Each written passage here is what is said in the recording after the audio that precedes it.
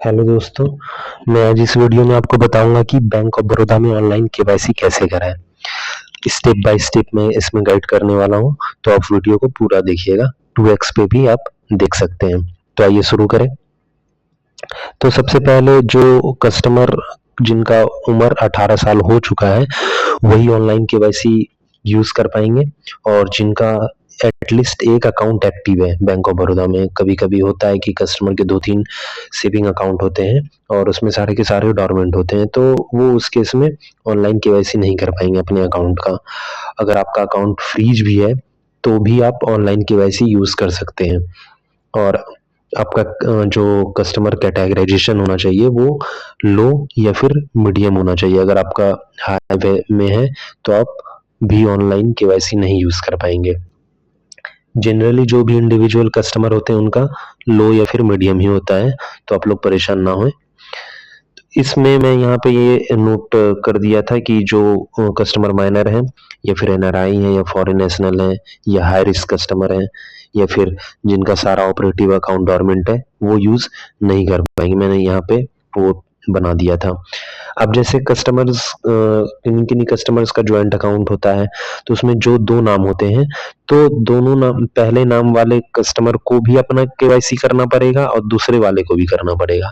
तब जाके उनका जो अकाउंट है वो केवाईसी कंप्लायंट होगा। तो उसके लिए भी सेम प्रोसेस है। पहले आप पहले जो पहला अकाउंट होल्डर है उनको करना पड़ेगा, फिर दूसरे अकाउंट होल्डर को करना पड़ेगा। अब जैसे कि आप ऑनलाइन केवाईसी कर रहे होंगे ना, तो आपको आपका प्रोफाइल के बारे में पूरा डिटेल वहाँ पे एडिट या अपडेट करने का ऑप्शंस रहेगा। जैसे कि आपको अपना मदर नेम वहाँ पे डाल सकते हैं, एनुअल इनकम डालना पड़ेगा, मैरिटल स्टेटस, फिर स्पाउस का नाम, occupation, customer type, employment status, या फिर कंपनी, आप जिस कंपनी में काम करते हैं, या फिर आपका सोर्स ऑफ इनकम क्या है। इस टाइप का जो भी डिटेल्स होगा वो आपको वहाँ पे अपडेट करने का ऑप्शन मिलेगा। इसके बाद ये अगर आप अपडेट कर दे रहे हैं तो उसके बाद आपको री-केवाईसी जर्नी के लिए वहां से रीडायरेक्ट कर देगा।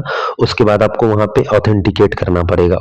आधार में एक मतलब कि आपका जो आधार में मोबाइल नंबर लगा हुआ है तो उस पे ओटीपी जाएगा।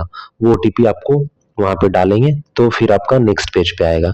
तो इस केस में यहाँ पे एक दिक्कत ये आ सकती है कि अगर आपका मोबाइल नंबर जो है वो अगर आधार नहीं लगा हुआ है तो आप नहीं कर पाएंगे। इसमें ये मैंडेटरी है कि आपका जो आधार में नंबर लगा हो और अकाउंट में जो भी नंबर लगा हो वो सेम होना चाहिए। उसके बाद यहाँ पे आपको ईमेल भी आईडी अपडेट करने का ऑप्शन रहेगा। फिर आपको एड्रेस भी अपडेट करने का ऑप्शन रहेगा।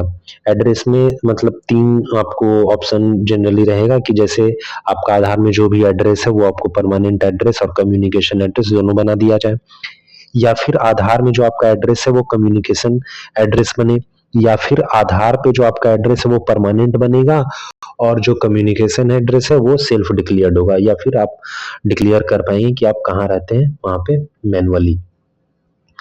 और उसके बाद जैसे आप ये सारा प्रोसेस कर लेंगे तो उसमें कुछ वैलिडेशन पॉइंट्स लगा हुआ है। अगर ये सब फुलफिल नहीं होगा तो आपका री-केवाईसी या फिर KYC, online KYC process complete नहीं हो पाएगा। जैसे कि इसमें पहला ये है कि अगर आपका जो कस्टमर आईडी है उसमें कोई भी डॉक्यूमेंट मिसिंग है, लाइक आधार कार्ड या फिर पैन कार्ड, तो आप नहीं कर पाएंगे। ये वैलिडेशन फेल्ड हो जाएगा, ये वहीं पे स्टॉप हो जाएगा। दूसरा कि अगर आप री-केवाईसी किसी और चैनल से दे चुके हैं, लाइक अगर आप बैंक में जाके जमा कर दिए हैं या फिर ईमेल के थ्रू या फिर किसी भी और माध्यम के थ्रू अगर आप री-केवाईसी प्रोसेस में डाले हुए हैं तो भी आप इसका यूज नहीं कर पाएंगे, क्योंकि वो पेंडिंग में चला जाता है। और फिर अगर आपका जैसे आधार डिटेल आपने बैंक को नहीं प्रोवाइड किया हुआ है, जैसे कि आपका आधार में जो नाम है और उसमें जो अकाउंट में जो नाम है वो डिफर है, तो उस केस में भी आप नहीं कर पाएंगे। और डेट ऑफ बर्थ भी अगर आपका आधार और अकाउंट में मिसमैच है तो भी नहीं कर पाएंगे। और मोबाइल नंबर आपका आधार में जो लगा हुआ है और खाते में जो लगा हुआ है वो अलग है तो भी आप नहीं करवाएंगे। तो इसमें जो मेन रोल आ रहा है वो आधार का ही आ रहा है। अगर आपका आधार और पैन कार्ड अकाउंट में लिंक है और सब कुछ सेम है एज आपका जो डॉक्यूमेंट्स में और अकाउंट में, तो आप इसका इजीली यूज कर पाएंगे। उसके बाद मैं आपको आइए डायरेक्ट पेज पे लेके चलता हूँ कि ये पेज कैसा है। तो आप जब लिंक खोलेंगे, लिंक मैं आपको डिस्क्रिप्शन में दे दूंगा, तो वहाँ पे आप क्लिक करेंगे तो आपको इस टाइप का पेज खुलेगा।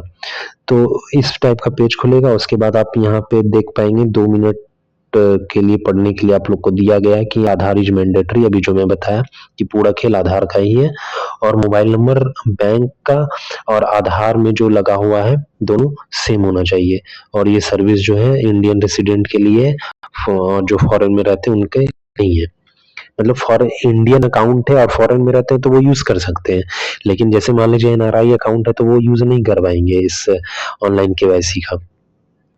और कस्टमर अपना जो आधार के थ्रू ही, आधार ओटीपी के थ्रू ही ये वैलिडेट कर पाएंगे, और ये टोटल प्रोसेस में 4 से 5 मिनट लगेगा, यही बताया गया है। उसके बाद थोड़ा सा आप स्क्रॉल डाउन करेंगे तो आपको यहाँ पे ये ऑप्शन आएगा। तो इस ऑप्शन में आपको यहाँ पे अकाउंट नंबर भरना पड़ेगा 14 अंक का। ये जैसे भरेंगे तो आपको यहाँ पे ग्रीन टिक हो जाएगा, तो मतलब इसका मतलब ये होगा कि आपका अकाउंट फेच कर लिया गया। उसके बाद आपको यहाँ पे मोबाइल नंबर भरना होगा, यहाँ पे भी ग्रीन हो जाएगा, टिक लगेगा, तो इसका मतलब ये होगा कि आपका मोबाइल भी ऑथेंटिकेट कर दिया गया है। जैसे आप ये भरेंगे तो आपको यहाँ पे कैप्चा भरने का ऑप्शन आएगा, ये आपको अभी स्क्रीन पे नहीं दिख रहा होगा। जब आप मोबाइल नंबर वहां डालेंगे तो आपको एक कैप्चा डालने का ऑटोमेटिक ऑप्शन आ जाएगा। जब आप कैप्चा डाल देंगे तो आपको यहाँ पे फिर जनरेट ओटीपी करना पड़ेगा। तो जनरेट ओटीपी करेंगे तो 6 अंक का आपको ओटीपी मोबाइल पे जो आया है रजिस्टर्ड मोबाइल पे, वो आपको डालना पड़ेगा। डालेंगे तो उसके बाद आपको सबमिट का नीचे ऑप्शन इनेबल हो जाएगा, तो आप सबमिट पे क्लिक करेंगे। तो आप सबमिट पे जैसे क्लिक करेंगे तो आप नीचे में देख पा रहे हैं प्लीज सेलेक्ट कस्टमर आईडी, यहाँ पे लिखा है, तो इस पे आपको क्लिक करना पड़ेगा। तो इस पे आप जैसे क्लिक करेंगे तो वहां पे दिखाएगा कि अगर आपका केवाईसी हुआ पड़ा है तो आपको स्क्रीन पे जो दिख रहा है ये ऐसा आ जाएगा। अगर नहीं हुआ है आपका केवाईसी तो आप नेक्स्ट पेज पे आपको ले जाएगा। ये मैं एक्चुअली अपने अकाउंट का कर रहा था तो इसका केवाईसी हो चुका है, इसीलिए मैं नेक्स्ट पेज पे आपको नहीं दिखा पा रहा, नहीं तो वो भी मैं करके दिखा देता। अगर इन केस आपको फिर भी दिक्कत हो रहा है तो आप कमेंट में बताइए, मैं किसी एक ऐसे अकाउंट का आपको ऑनलाइन केवाईसी करके दिखा दूंगा जिससे आप लोग को परेशानी ना हो। वीडियो को ज्यादा से ज्यादा फॉरवर्ड कीजिएगा क्योंकि अभी काफी लोगों के अकाउंट में ये दिक्कतें आ रही है। वीडियो को देखने के लिए धन्यवाद।